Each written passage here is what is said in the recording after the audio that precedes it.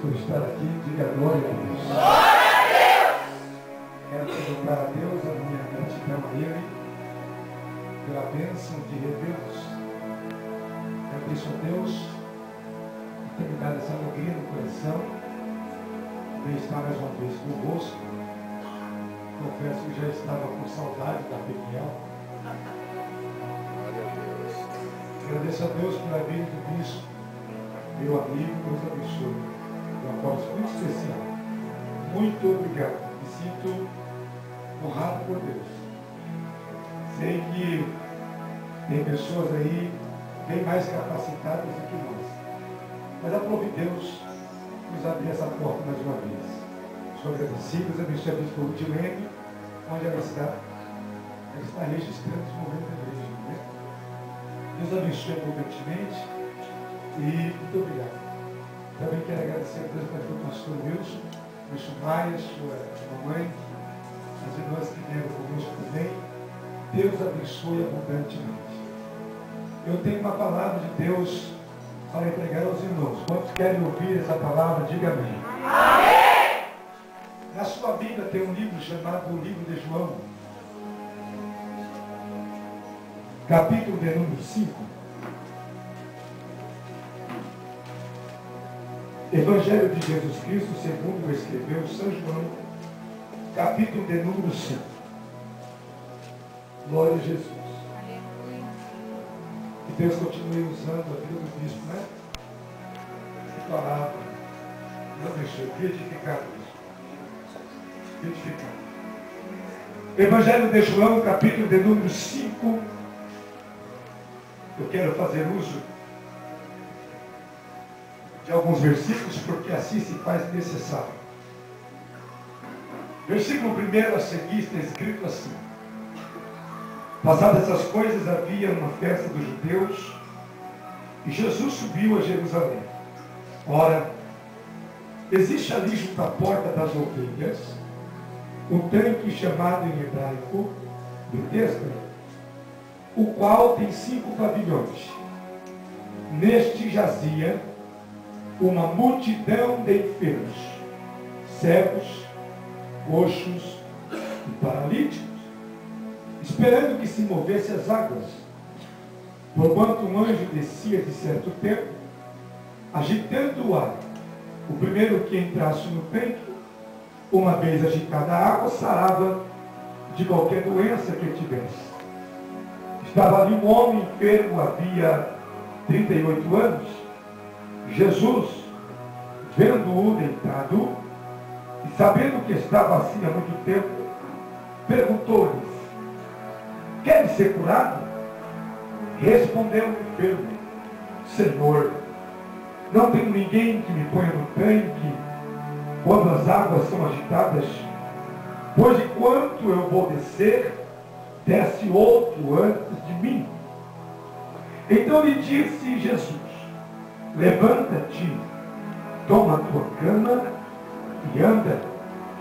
E imediatamente o homem se viu curado. E tomando o leito, pôs-se a andar, e aquele dia era sábado. Por isso disseram os judeus ao que fora curado: hoje é sábado e não é lícito carregar a cama. E ao que ele respondeu dizendo: o mesmo que me curou me disse: toma o teu leito e anda. E você diz amém.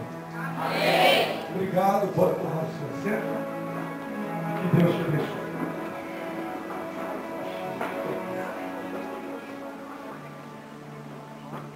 O tanque de Betesda é um tanque cercado de mistérios. Mistério esse que rodeava o tanque de Betesda de uma possível cura na descida de um anjo enviado pelo Senhor para agitarem as águas. E a lei era esta: depois que as águas fossem agitadas, o primeiro que descesse do tanque seria curado de qualquer doença que tivesse. a Bíblia está referindo-se dentro do texto que por causa desta grande, já desse grande mistério, migraram-se para este tanque uma multidão de enfermos. Aí João vai classificar algum deles: cegos, mancos, paralíticos e etc. Apenas duas pessoas com esse tipo de doença não poderiam ficar ali. Primeiro, os leprosos. Segundo, os hemorrágicos. Tirando esses, o restante de todo tipo de enfermidade, ali estavam eles. João foi muito feliz quando ele diz que ali existia uma multidão de enfermos. Quando a Bíblia está dizendo multidão, a Bíblia está dando um número aproximado de 2.000 pessoas. Você prova isso, pastor? Prova. Na primeira multiplicação dos pães, 5.000 homens, fora mulheres e crianças, uma multidão. Na segunda multiplicação dos pães, 4.000 homens, uma multidão. Lá na frente, uma multidão que se agrega ao Evangelho, 3.000 homens. Na festa do Pentecostes, que antecedeu o derramamento do Espírito, quase 2.000 pessoas, uma multidão. Então, quando você vê a Bíblia dizendo multidão, a Bíblia dizendo que havia ali quase 2.000 pessoas enfermas. A Bíblia diz que era tanta gente que não coube em só alpendres. Eles tiveram que fazer 5 alpendres, um tanque, para agregar tamanha multidão de enfermos. Então você pode entender comigo como era tamanha a multidão que estava ali. E a Bíblia diz que todos eles estavam esperando o movimento das águas. A Bíblia está dizendo também que toda aquela multidão que estava ali, todos eles tinham algo em comum. Todos eles queriam ser curados. Todos eles queriam entrar no tanque, mas nem todos conseguiam. Todos eles queriam sair de uma situação de doença e entrar num estágio de cura. Todos eles queriam a mesma coisa. Para que você entenda melhor como era a situação do tanque de Betesda, eu sempre costumo dizer que para nós que somos brasileiros, não é difícil entender. É só nós olharmos um pouquinho para o sistema único de saúde do nosso país. E nós vamos entender um pouco como era o tanque de Betesda. Higiene precária, falta de medicamentos, falta de médicos, falta de leite, pessoas maltratadas, pessoas maltrapilhas, pessoas em corredores, pessoas em estado de decomposições, pessoas morrendo nos corredores do hospital. O tanque de Betesda era um pouco pior, porque não tinha o recurso que hoje nós temos. Então o estado de higiene, o clima do tanque de Betesda era um clima para lá de crítico. Existia 3 sentimentos no tanque de Betesda. Não era para ter, mas tinha. O primeiro sentimento era o sentimento de egoísmo. Você jamais vai ler o texto e jamais vai ver inserido no contexto que alguém deu a sua vez para alguém. Mais ou menos assim. Vai você. Eu estou vendo que você está mais aleijado do que eu. Vai você. Porque você está mais precisado do que eu. Vai você. Eu espero o anjo descer de novo. Vai você. Você precisa muito mais do que eu. Dá para me aguentar mais um ano? O egoísmo campeava no tanque de Betesda. Porque lá tinha uma regra. Só recebia cura quem mergulhava primeiro. Ainda bem que na Jesus não trabalha com esperteza. Jesus não dá vitória para quem mergulha primeiro. A bênção não é para quem chega primeiro. A bênção não é para quem mergulha primeiro. A Bíblia diz que a bênção é para aquele que vai até o final da história se concluir na sua vida. O segundo sentimento que tinha no tanque de Betesda era o sentimento de favorecimento. Quem tinha um pouquinho de recurso maior, colocava alguém no tanque para cuidar do doente. Então, para entrar no tanque era mais fácil, porque tinha alguém ali que lhe favorecia algum tipo de facilidade. Lá no tanque de Betesda é assim: aqui só consegue mergulhar quem tem alguém que lhe favoreça. Aqui só chega lá quem tem alguém que lhe favoreça. Aqui só tem alguma coisa quem tem alguém que lhe favoreça. Ainda bem que na igreja Jesus não trabalha com favorecimentos. Não, pastor, o senhor está falando isso porque o senhor não sabe o peso do meu nome. O peso do seu nome vai da porta da igreja para fora. Na igreja você é ovelha como qualquer uma outra pessoa é ovelha. Não, pastor, o senhor fala isso porque o senhor não sabe o peso do canhão do meu cheque. O seu cheque só tem valor no banco e para o teu gerente. Aqui você presta obediência como qualquer uma outra pessoa. Jesus não trabalha com favorecimento. Quem pode levantar a mão e glorificar a Ele? Porque Jesus é santo.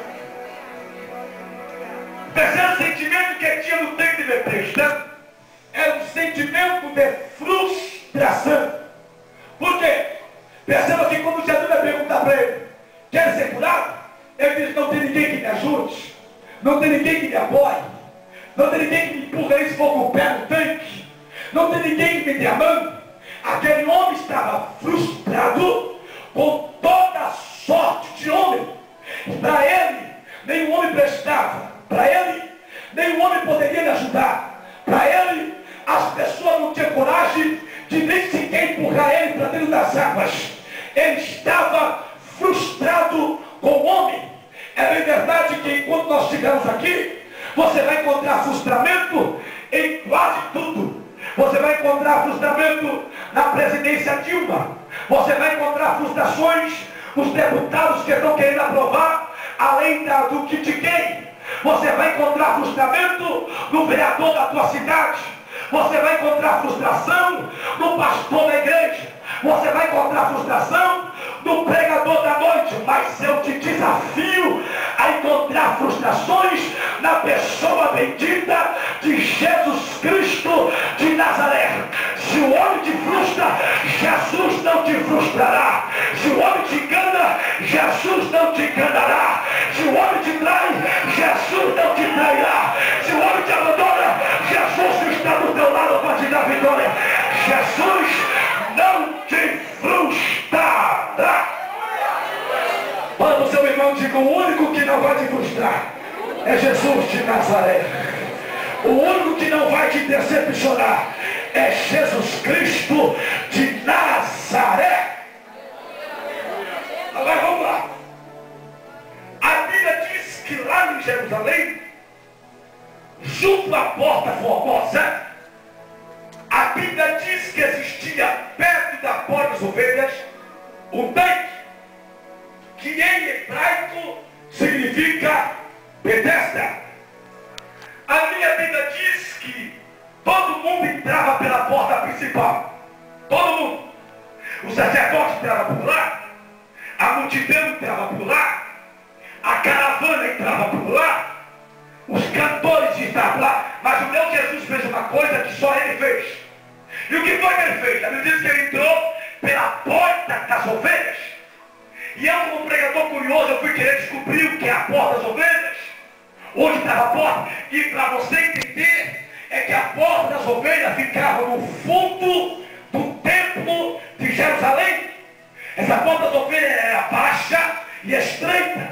Essa porta das ovelhas servia apenas para a ovelha passar. A ovelha passava, se banhava, do outro lado do tanque ficava o sacerdote.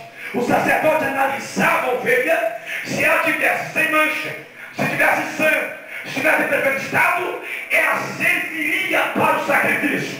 Se não, ela colocaria de lado, porque não pode colocar nada defeituoso em cima do altar para oferecer como sacrifício.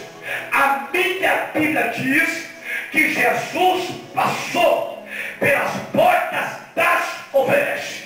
Para mim entender isso melhor, eu tenho que tentar te explicar uma coisa.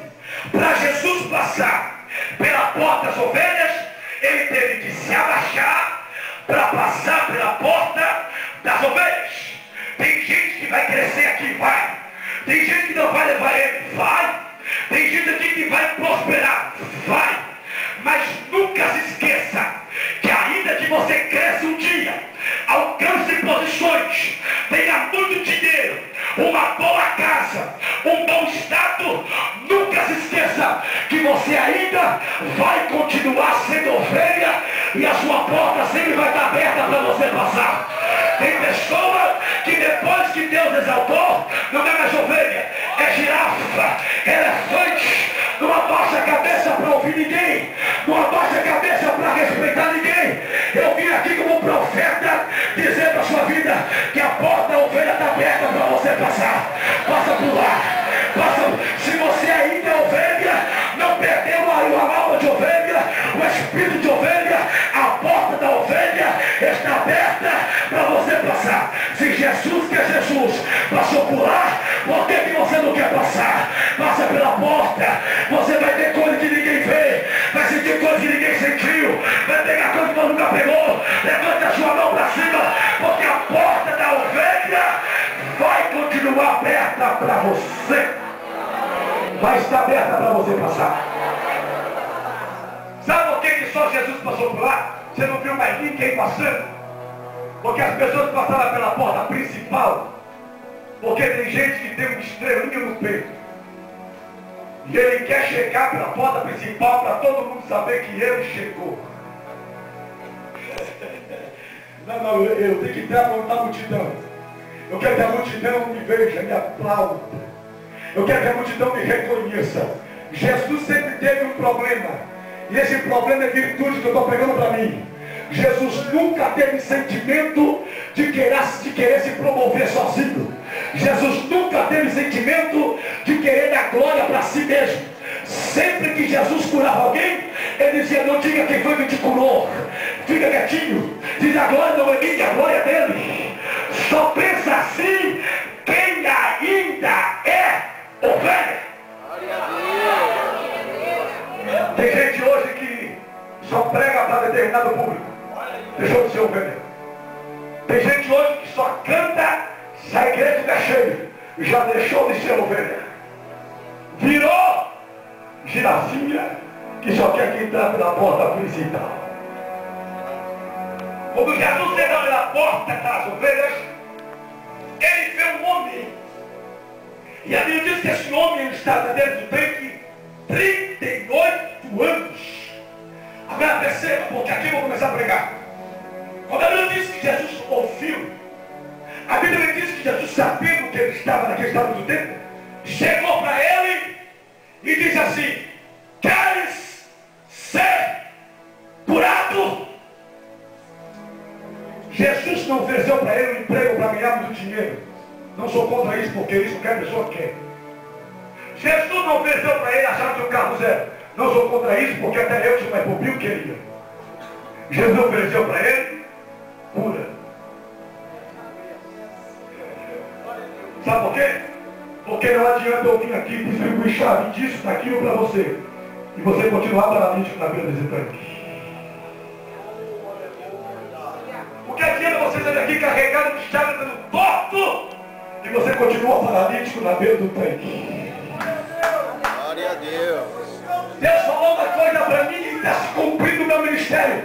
Eu vou mudar as suas mensagens. Vou fazer você pregar mensagem de cura para a minha igreja.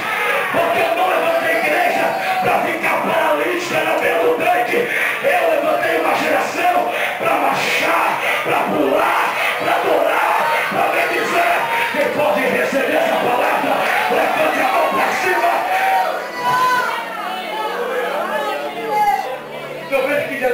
dizer para ele? Cura.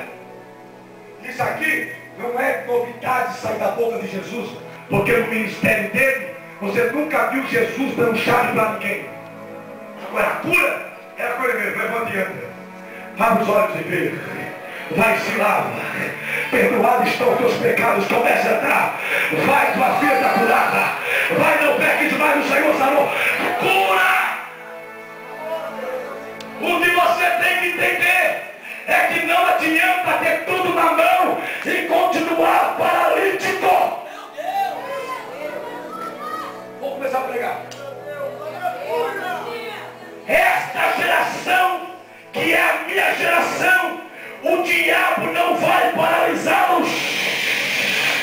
Eu vim aqui essa noite, na força da ressurreição do meu Jesus, para profetizar. Esta geração não é geração de aleijados.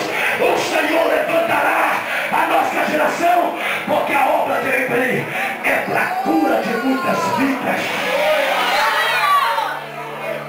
Olhe para mim, você nunca mais vai esquecer essa mensagem. Jesus olhou e disse: querem ser curados? Aí ele vai explicar.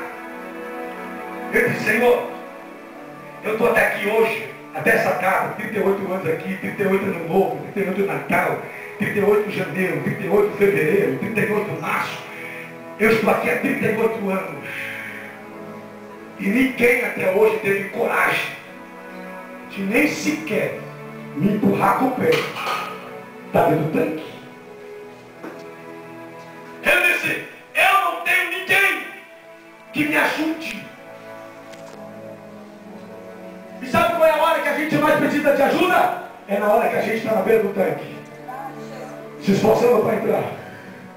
É que a gente pede: Senhor, pede para alguém ligar para mim. A gente entra no Facebook e diz: vamos ver se alguém lembrou de mim, deixou uma mensagem aqui para mim. A gente olha no nosso e-mail e diz: meu Deus, ninguém mandou um e-mail dizendo como é que eu estou.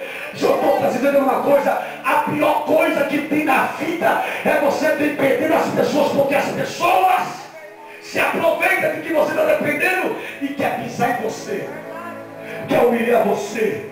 Aí bate no peito assim: você só vai se eu te levar, você só entra se eu empurrar você, você só come se eu colocar na tua mesa. Olha para mim, a partir de hoje, isso acabou na sua vida, na sua história, do seu ministério.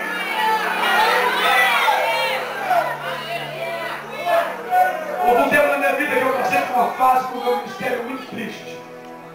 Que é aquela fase de você ligar para mim e falar assim: me agenda aí, básico. É você depender de alguém. E tem pessoas que faz questão de lançar no rosto que faz. Vai para mim. A pessoa pega, te dá uma coisa, dá uma coisa para o teu filho. Quando vê o seu filho usando, cutuca a outra e diz: está vendo o sapatinho dele? E eu que tenho. E não tem coisa pior na vida do que as pessoas fazerem e depois elas estarem em rosto. Por isso eu tenho uma palavra para você. Olha para mim. Não julgue ninguém, não guarde raiva de ninguém, porque você sabe que tem pessoas que podem fazer alguma coisa, pode ajudar, pode estender a mão, te empurrar para o tanque. Faz de questão, não ajuda, não leva, não dá, não apoia. Não guarde raiva deles. Sabe por que Deus está permitindo ninguém te ajudar? Para ninguém amanhã colocar o dedo no seu nariz e falar: você só é porque eu te ajudei. Você só está dando porque eu te joguei no tanque. A partir de hoje, toda acusação vai cair por terra na sua vida. O Senhor não vai deixar ninguém mais.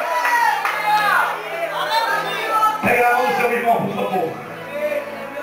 Diga: Deus vai afastar as pessoas. Diga: as pessoas vão ficar um bom tempo sem ligar para você, sem ir te visitar. Diga: mas não fique abatido, não fique triste. São pessoas que parecem que amigas, mas não são. São pessoas que vai tacar um dia na sua cara.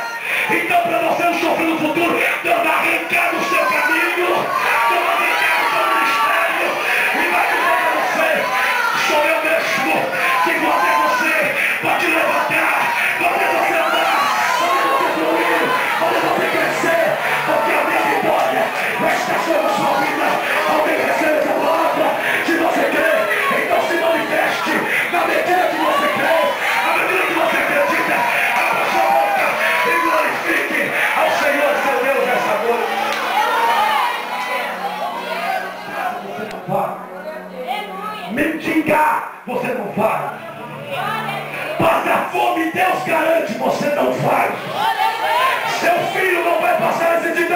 Deus garante.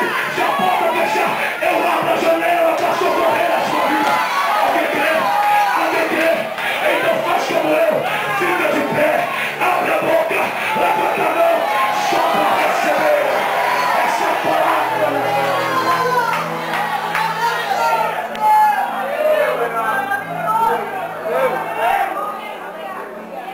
Não vejo que ele disse, Senhor, eu não tenho ninguém que me ajude. Deus poderia facilitar o seu caminho. Deus poderia colocar um empresário na sua vida e facilitar tudo. Mas Deus disse, não, eu quero que você ande pelo caminho do preço.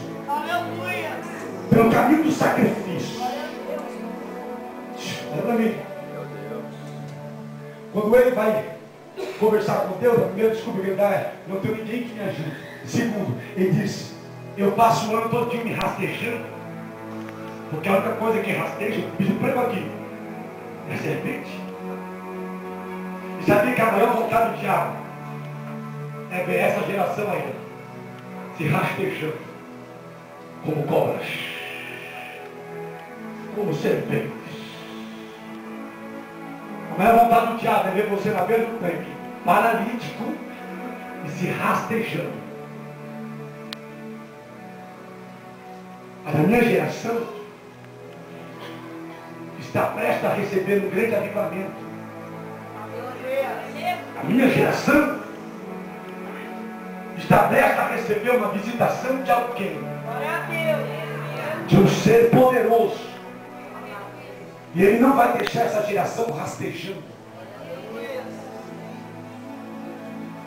Eu estive em Caraguatatuba e eu vi agora, sábado, e eu vi tanta gente rastejando-se como cobras atrás de um trio elétrico.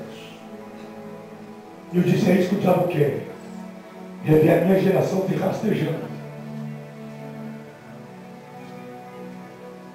Quando ele está se rastejando para chegar na beira do tanque, ele olha para o Senhor e diz, sempre quando eu vou descer, desce outro antes de mim.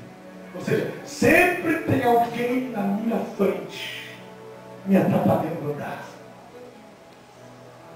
Quando eu penso que agora é meu dia, minha vez, minha hora, alguém atravessa na frente e me atrapalha. Você crê que esse retiro aqui, esses dias que vocês estão passando aqui, são dias que vão marcar 2014 na sua vida? Você crê? Porque quando vocês receberem a bênção apostólica e foram dispersados aqui, não vai ter ninguém mais que vai ficar na sua frente. Eu quero saber qual é o louco desentendido que vai ficar na sua frente para tentar atrapalhar. Para tentar impedir aquilo que você está recebendo aqui dentro dessas quatro paredes se realizar no mundo de fora. Olha para mim. Quando ele diz, sempre tem alguém na minha frente me atrapalhando, na vida de Israel, sempre teve alguém atrapalhando Israel a andar. Percebeu? Lá no Egito tinha Faraó. O Senhor olhou para a mulher e disse, diga meu povo que marche. Mas Senhor, e Faraó, deixa o Faraó que eu cuido. Quando ele sai, ele se encontra com o mar vermelho. O Senhor olha para a mulher e disse, diga meu povo que marche. Mas Senhor, e o mar? Deixa o mar que eu cuido. Lá na frente, ele se encontra no Jordão. Josué para e diz, Senhor, não dá para atravessar. E o Senhor disse novamente, diga meu povo que marche. E o Jordão? Deixa o Jordão que eu vou abrir no meio. Lá na frente, as mulheres de Jericó, Deus olhou para o povo e disse, diga o povo que rodear a cidade 13 vezes, e depois, Senhor, depois deixa comigo, porque as muralhas eu vou derrubar na sua vida. Se você não entendeu, eu vou explicar, vou desenhar para você. Deus está dizendo que a partir de hoje, tudo que ele escreveu ao teu respeito, tudo que ele sonhou ao teu respeito, tudo que ele foi projetado na eternidade, para acontecer na sua vida, na sua família, vai acontecer dentro de poucos dias. Eu te dou 30 dias para você criar a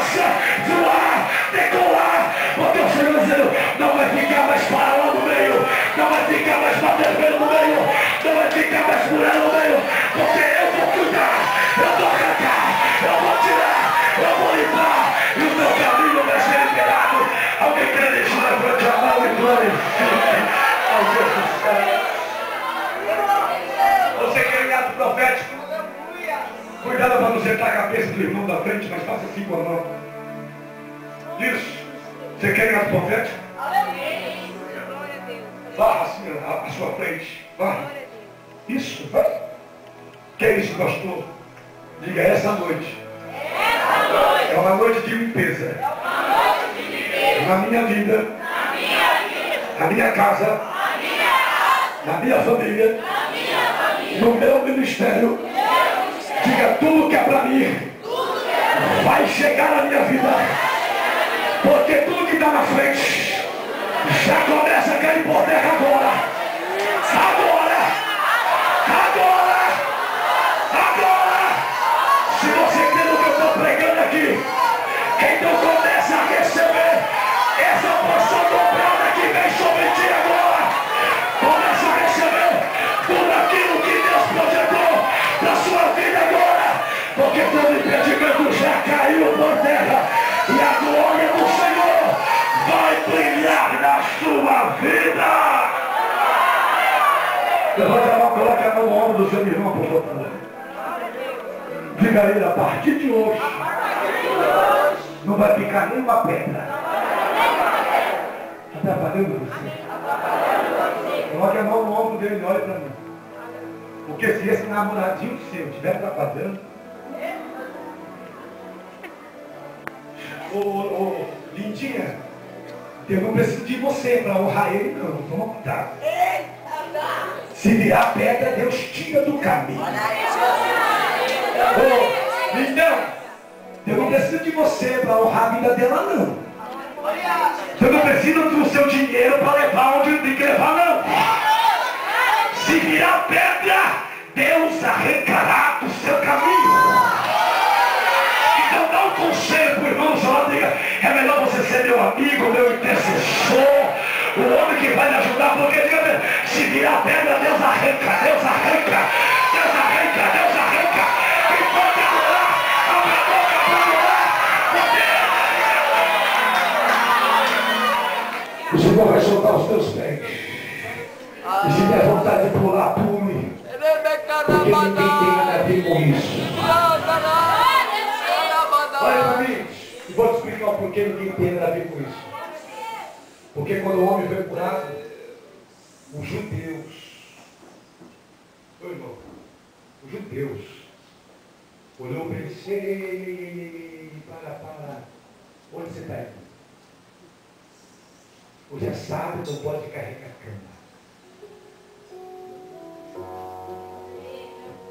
Sabe o que o homem respondeu para ele?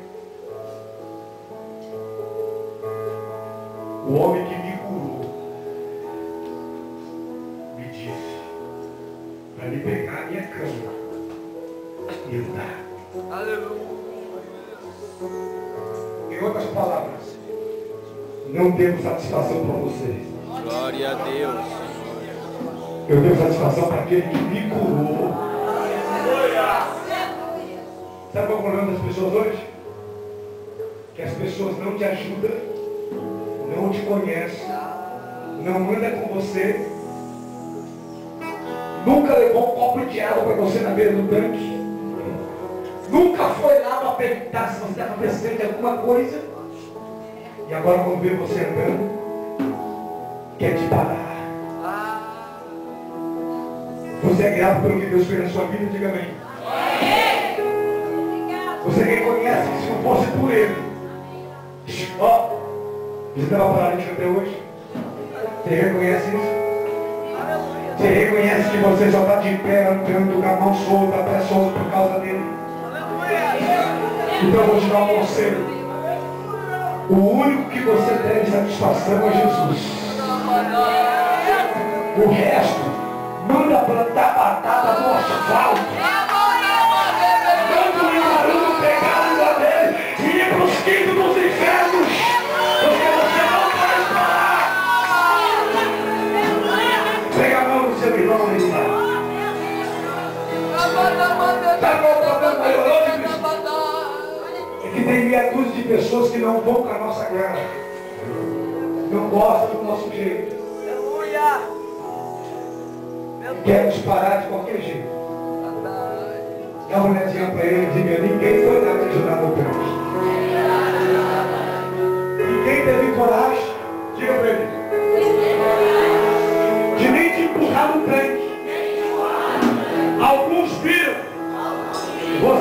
ele rastejando. Mas nunca foram lá. Te dá um abraço, pelo menos. É, Deus. Nós somos os primeiros a se levantar para dizer que você não pode, que você não consegue. Hoje nós vamos provar para Satanás que se Deus levantou é porque a gente pode. Você crê nisso? A tua reação agora é que vai mostrar para ele se você vai parar ou não. Porque eu não vou entrar em depressão porque minha dúzia de pessoas quer que eu pare. Eu não vou me trancar no meu quarto porque minha dúzia de pessoas quer que eu corra. Olha você, meu irmão, diga, eu não preciso de ninguém. Diga, ninguém paga minhas contas. Ninguém coloca gasolina no meu carro para me andar. Diga, quem cuida de mim é Deus. Então eu vou para lugar para Deus. Eu vou adorar a Deus. Eu vou obedecer a Deus. Alguém está comigo? Levanta a mão para adorar o poder de Deus.